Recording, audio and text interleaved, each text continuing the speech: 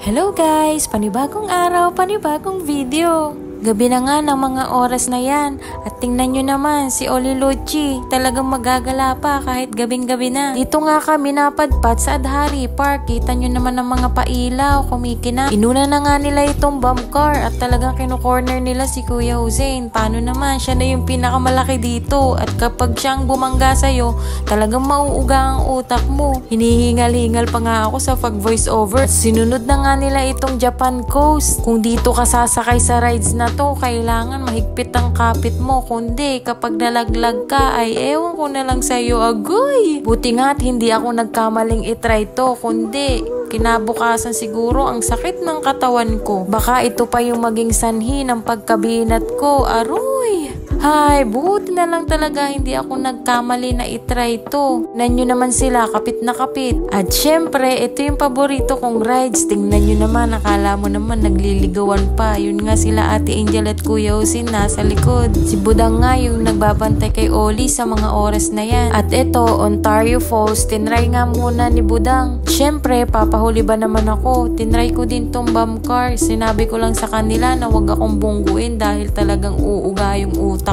ko.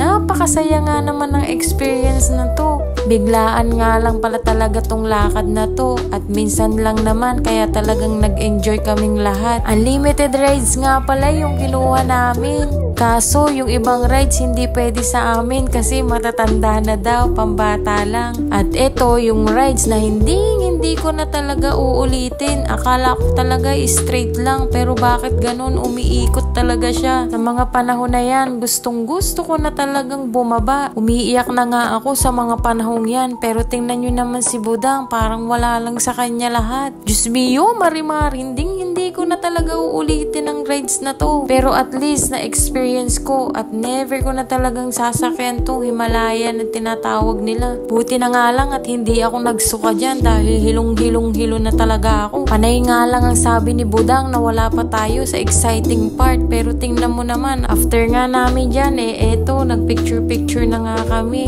Happy Family Year! Ang cute-cute naman ng Oli Lochi na yan, nakagala. Salamat po!